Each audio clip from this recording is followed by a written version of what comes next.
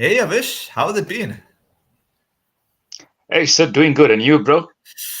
I'm doing fine after watching an interesting pitch in the first test between South Africa and West Indies, and then we have a real spicy one in the second test, which South Africa won. At one stage, I thought this was West Indies' test match to win, eh? The way they started, they had us about. Let me just go on this share screen because I don't want to say the wrong information, but yeah, it was pretty radical stuff. Let me just okay, fine. Whilst I'm trying to, okay, no, it's fine. It's coming up here now. Yeah, man, it was pretty. Okay, hold on a second. Let me just undo this. Okay, yeah, it is. I didn't actually realize. Okay, yeah, it is. Okay, we actually won this by 40 runs, which was a pretty emphatic win on the face of it. Let me go to, yeah, let's go to the first innings because this first innings here, which is kind of the most bizarre thing. Oh, yeah, it is. At one stage, we were 8 for 93. That's why, and then 9 for 97. You know, we have to thank these two players, Berger and Dane Pete, because if it wasn't for their contribution in hindsight, we could have probably been down in this test match. Probably would have probably lost it. What do you think of it? Yeah, I mean, look, it's been a great 24 hours for SA Sport in general. I mean, yesterday, the Box winning against Australia away 30-12, and then the Hmm. Proteas winning late last night. I mean, that game really kept me up. And then obviously this morning, Dricus Duplessis winning the UFC fight Wow. in 4 rounds. So, yeah, I mean, it's been a good 24 hours for SA Sport. But, man, getting back to this test match, I Mm-hmm. mean, it was a brilliant game to watch, Sid. A really brilliant Hmm. game. It ebbed and Hmm. flowed. I mean, this was Test match cricket at its best. I mean, you're talking about 97 for nine and of under Yeah. 100 in that first innings.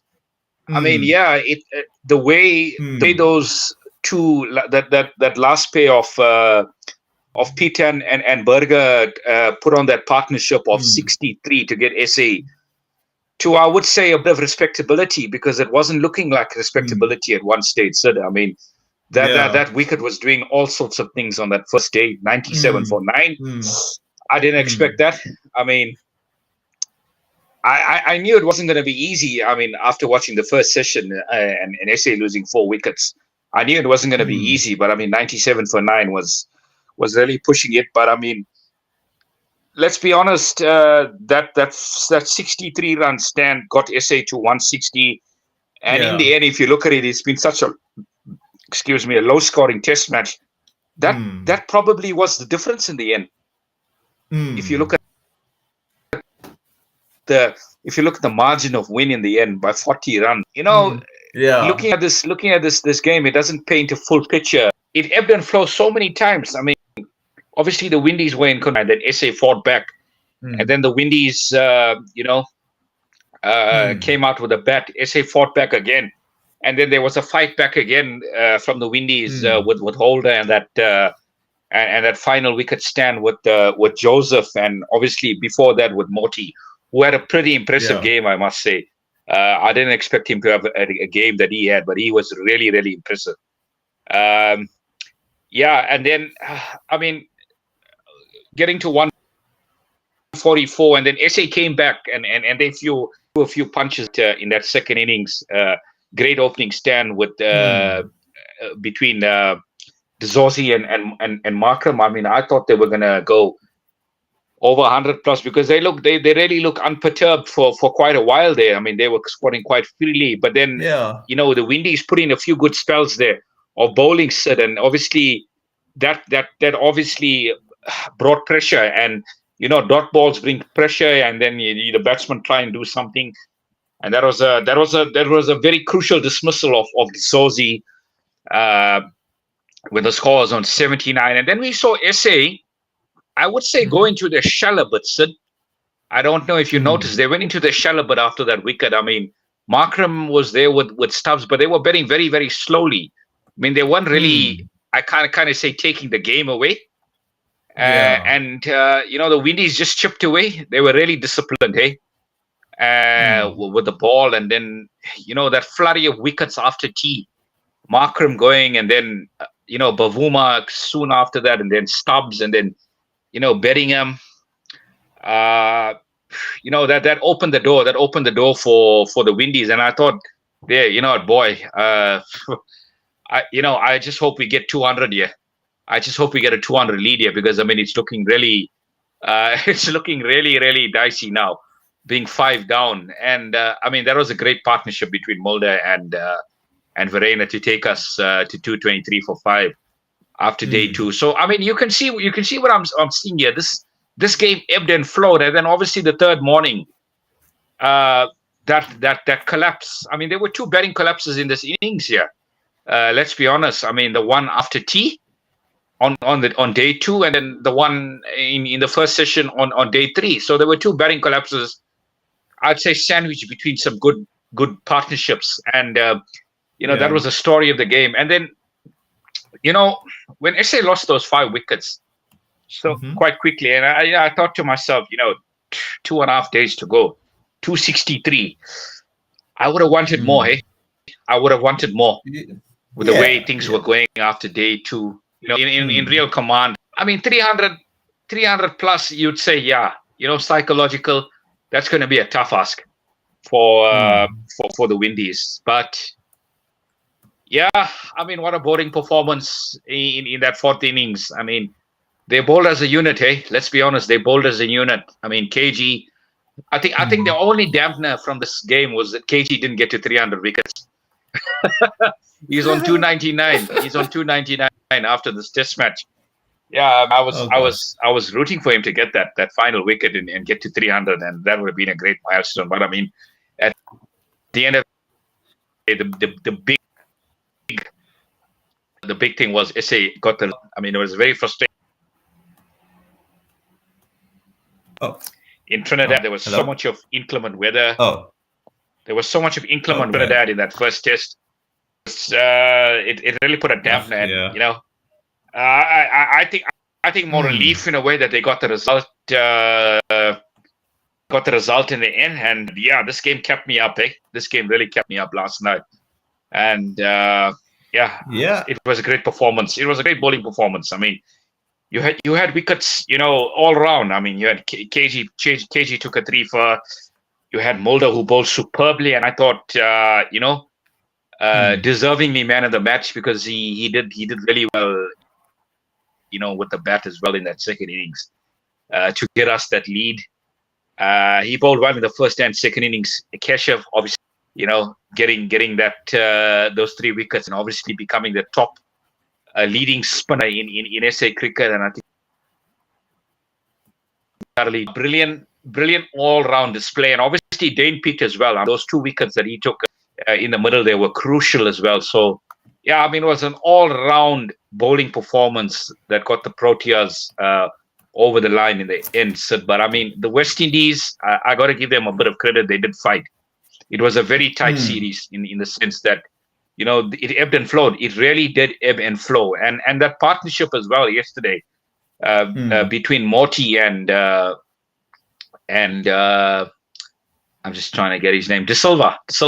That was really gritty. That was really gritty, and it really got me scratching my head for a bit there, because they were kind of taking the game away from SA, but that was a crucial breakthrough from Keshav, and then obviously thereafter they got things done quite quickly in the end. But a lot of fight shown by the Windies in this Test match. They can be really proud of the way they played in this Test match. They pushed SA all the way in this Test match, and in this Test series as well. They were really competitive as a team. Yeah, I was actually a bit worried for South Africa when they were bowling, because if you remember, for the last, if you remember, I think Joseph was actually dropped a number of times in that first inning. Then I thought maybe this could go against us, but thankfully that didn't really mess us up. And it's nice to see Avish Maharaj getting player of the series with 13 wickets, and then Mulder was player of the match, which he rightfully deserved. He made runs, he bowled very well with 6 wickets. What were your thoughts, before I get to our famous topic, pitches? I was thinking that even though I got my prediction right of 1-0, it would have been interesting had weather not played a part in that first Test, because with 1.5 days of rain, wasn't it, in that first Test?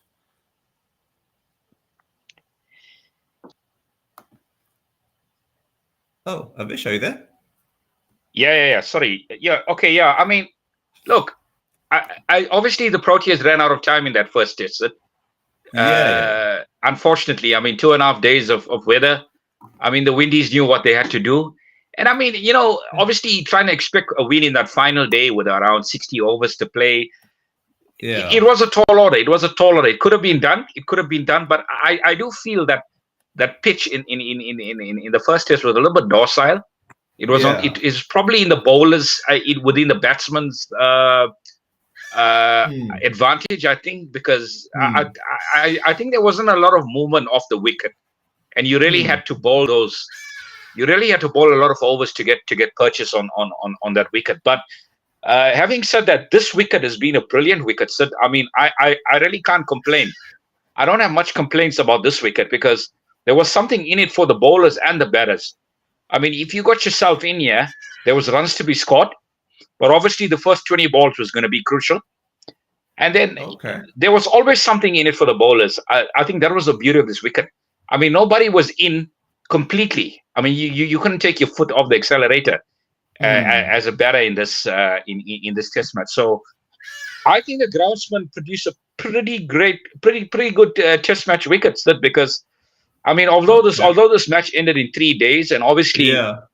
you can talk about the deficiencies in some of the batting Yeah. from both sides. I mean, both Hmm. sides which probably are guilty for of a few soft dismissals in this test match. It happened over both innings, and your both teams are guilty of that. But Okay. if they really showed a little bit more application, there could have been Uh-huh. runs to be scored. Yeah, I definitely think some of those players they got starts, but they didn't convert.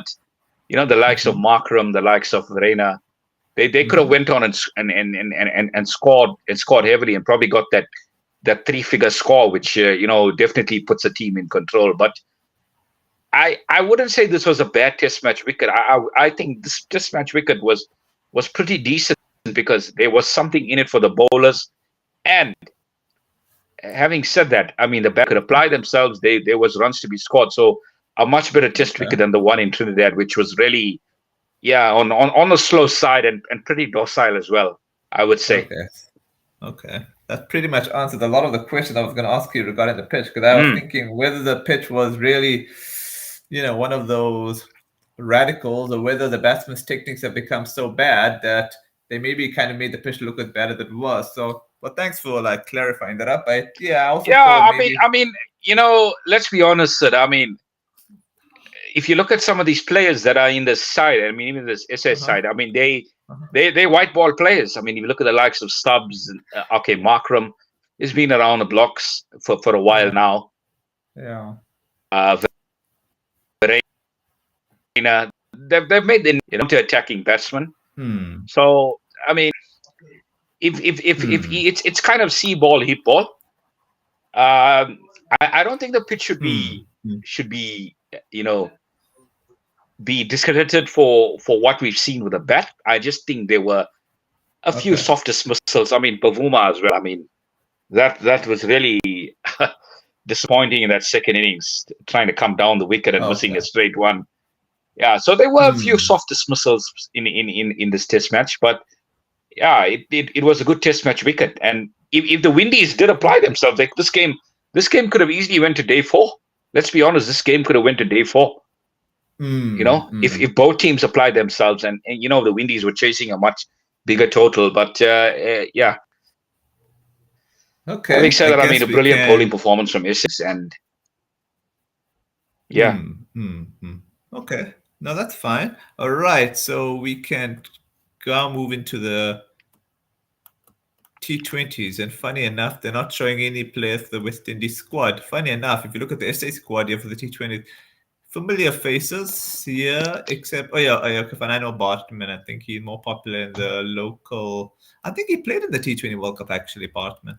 Okay. Then there's yeah, Kruger. absolutely. He made his debut in the series Okay. before the T20 World Cup, but yeah, Bartman was really impressive in that World Cup, Sid, in the T20 Okay. World Cup, especially those opening overs as well.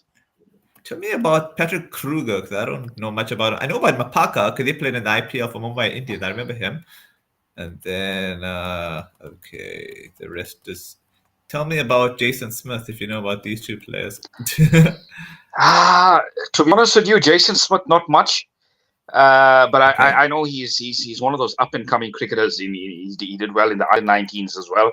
So one of those up and Okay. coming all rounders, and it's good to see that SA are trying to increase their depth in terms of all rounders, because I mean once upon a time we were blessed with so many all rounders in the game. But Hmm. Patrick Kruger Hmm. is an interesting one, also an all rounder. I think he plays for the Sunrisers, Okay. Eastern Cape in the what do you call the SA 20. So Yeah. he Yeah. had a, he had a good tournament last year as well with the Othniel Bartman. So I think thoroughly deserving of a place in the side. And if you can just go up there, Riza Hendricks, obviously Riza was he's been quite impressive over the last couple of years. I mean, although he didn't have a very good World Cup, but Hmm. I mean his numbers don't lie. Vian Mulder is Hmm. going to be an interesting one. I think Vian Mulder's got a huge role to play in this T20 series with the bat and the ball. Okay.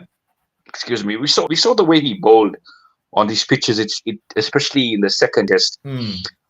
Those change-ups are going to be Hmm. really, really important. So, yeah, I think the one play that's really exciting me is Quinn Mapaka.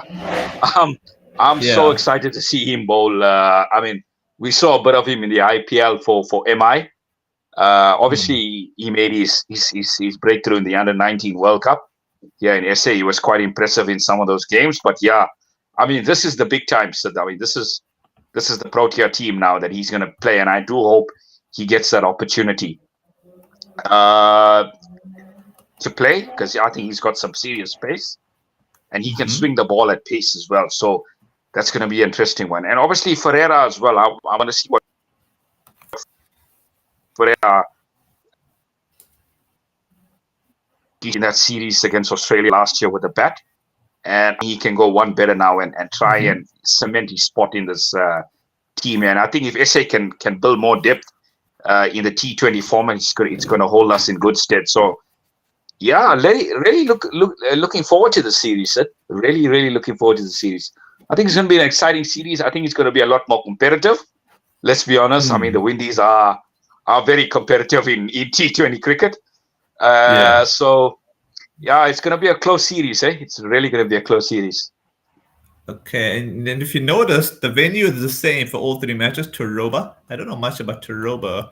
I think I'm gonna be patriotic and say SC to win 2-1, but it wouldn't surprise me if West Indies also won 2-1.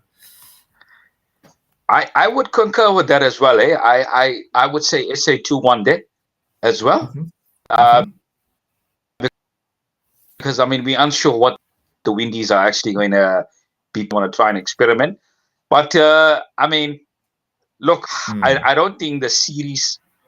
I don't think the series result is a major thing, in the sense that I mean obviously you don't want to lose 3-0, but in Mm-hmm. Of terms of course. it's it's a long term. I think it's a long term Mm. planning now towards the next. Say you play to the potential, Mm. and I think this Turuba pitch might suit the venue that they bowled Afghanistan out for 56 in the World Cup. So the SA bowlers will be at home on this wicket. Hey, I think this I think quite well. So I'm really excited to see what they can offer. Yeah. So yeah, I'll go 2-1, but not ruling out a Windies win as well. As you say. Okay. All right. Yeah, yeah. I just want to see something here. It's actually a short tour here of the South African West Indies. But then I guess that's not a surprise. I mean, they're not really big tours here. So let's get to the next item here of the agenda. Oh, look, Pakistan is playing Bangladesh and Pakistan. And for the test series, one is at Rawalpindi and the one is in Karachi. And it's only a two-test tour. That's a short tour. And if you also know, Pakistan is going to play a full-on pace attack. So which probably implies their pitches may not be so boring. So hopefully it's nice and green. And with Pakistan beating Bangladesh 1 or 2-0. What do you think, man?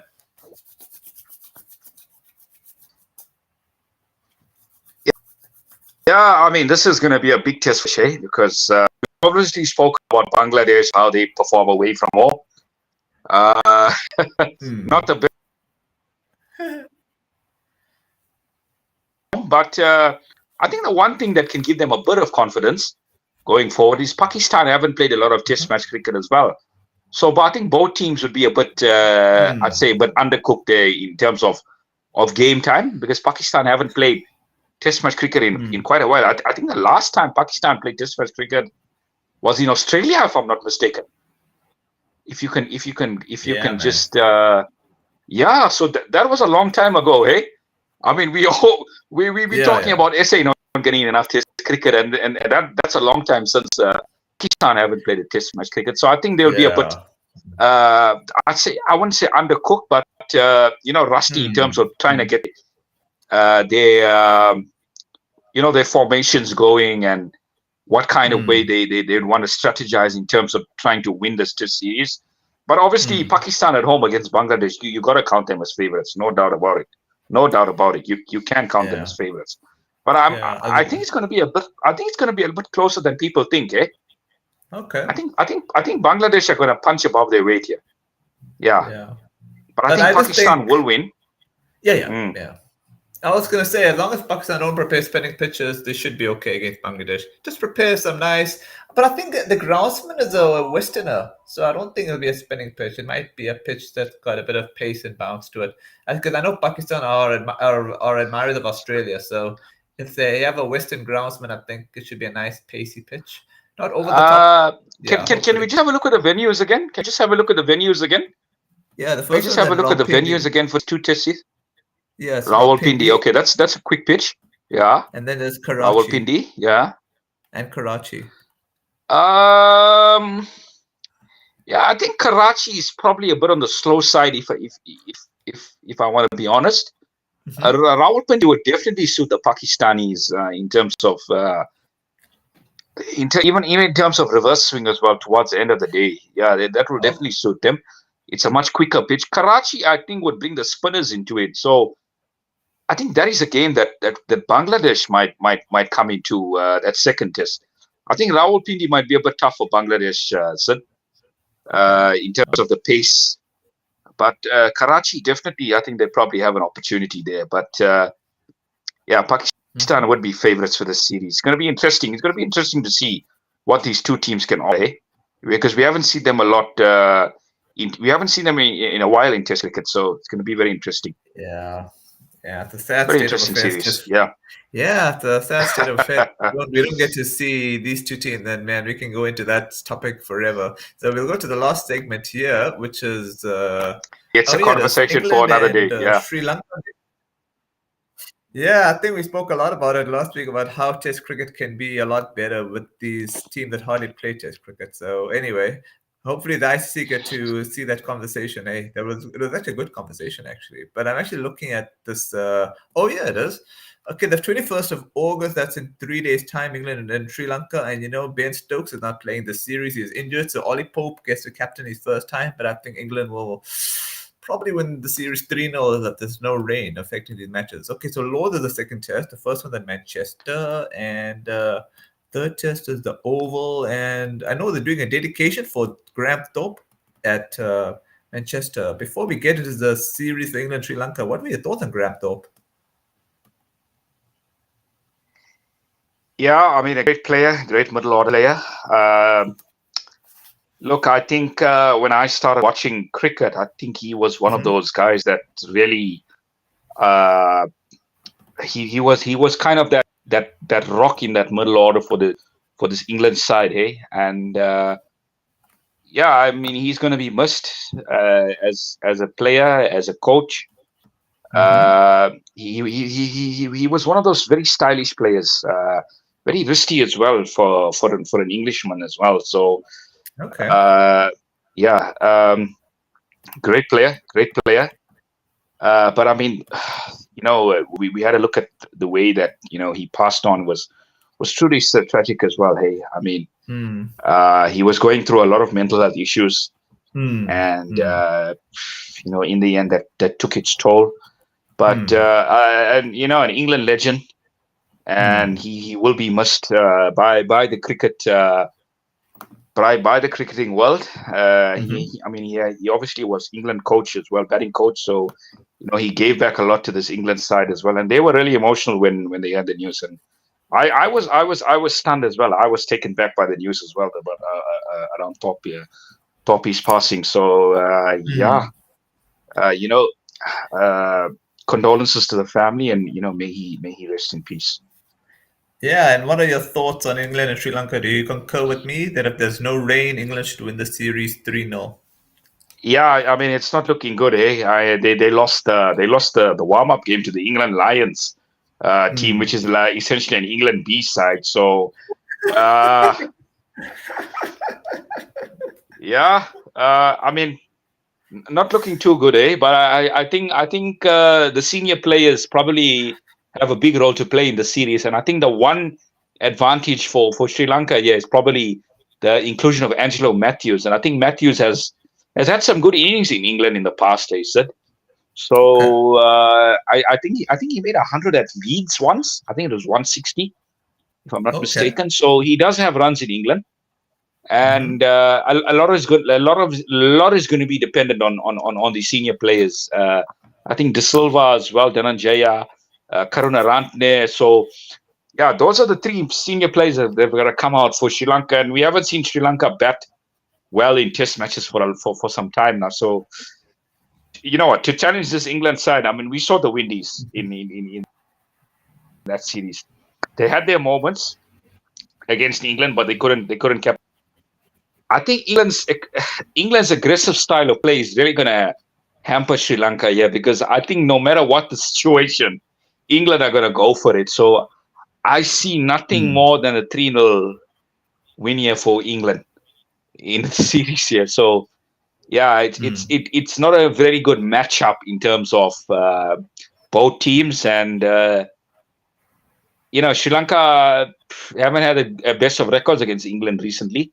I think they lost Mm. the series at home too as well to England, and Joe Root's got quite a good record against Sri Lanka as well. Eh? So I mean he's in tremendous form as well, and obviously um, Crawley and Brooks. I mean, there's so many players in that England side can just turn the game on. So yeah, it's really going to be a tough tour for Sri Lanka. But hoping they can be competitive. So I think that's the main thing, is that they can stay in those games.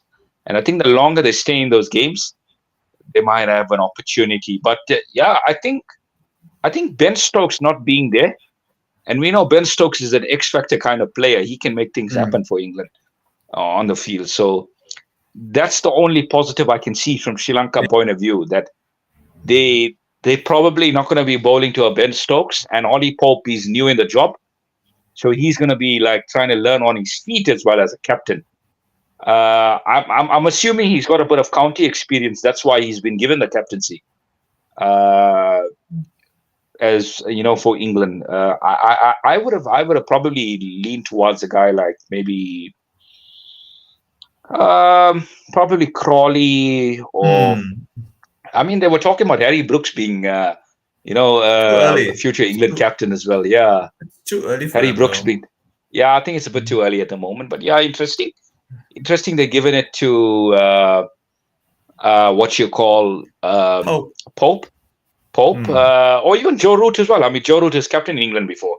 He captained England Yeah, but for many of yeah, years, so but I'm that would pretty have sure been Joe Root going. is. Yeah.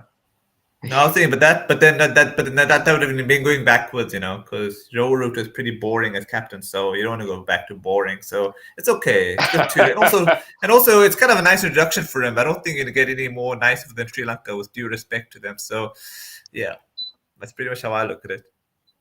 Yeah, pretty much. Hey, pretty much. It's going to be a tough tour for Sri Lanka. Eh?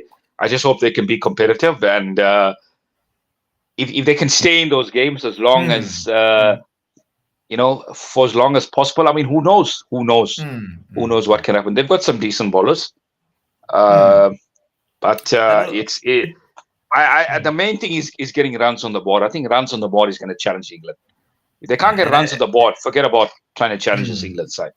Yeah. Yeah, I think it depends on the picture they prepare, because I think I think if it's overcast, it'll definitely will make the games interesting. But nowadays, England don't really have over the top pitches anymore because of baseball. They like to just go for it, if you know what I mean. Especially in that Australian series, most of the pitches were just a yawn. So hopefully, I guess even against the West Indies, the pitches were fine. They weren't like typically English, if you know what I mean.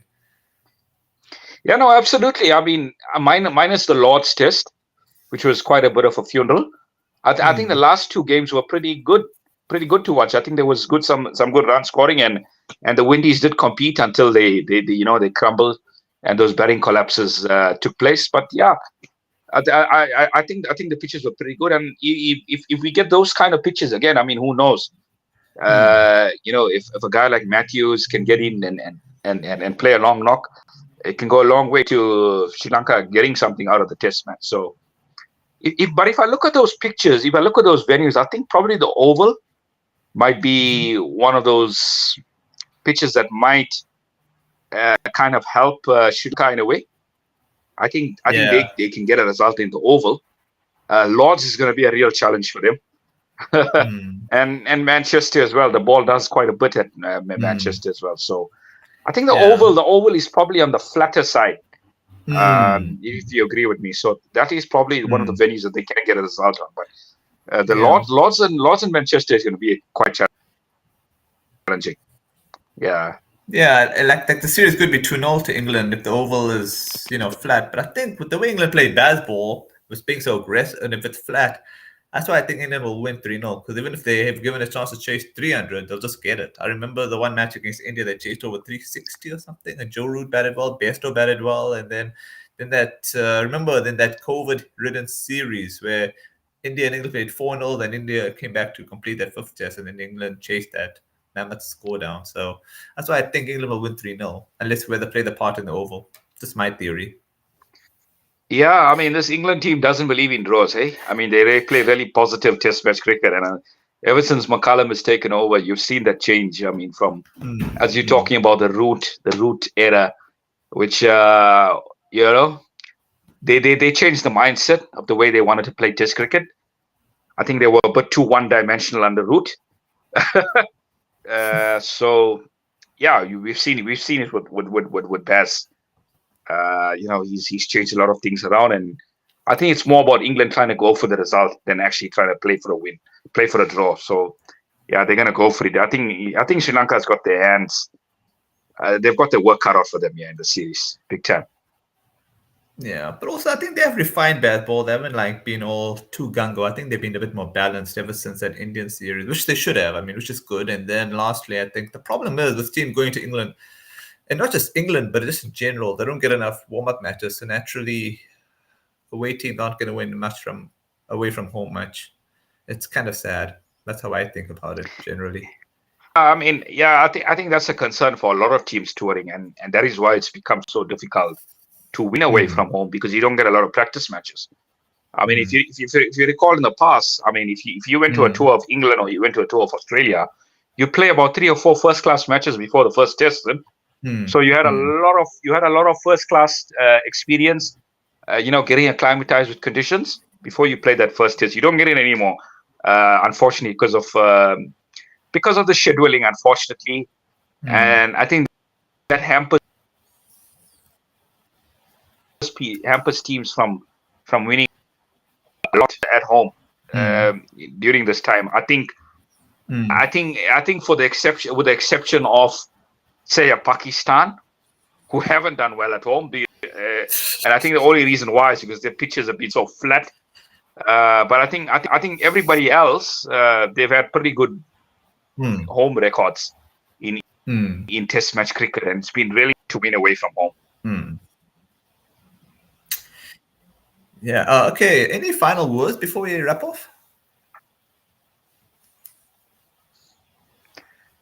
I think we pretty much covered everything. Okay. I don't know if you have anything else to add. Nope. I think that's pretty much a wrap. Okay, we shall catch up soon, man. Cheers, buddy. Enjoy the rest of the action this week, and chat to you next week.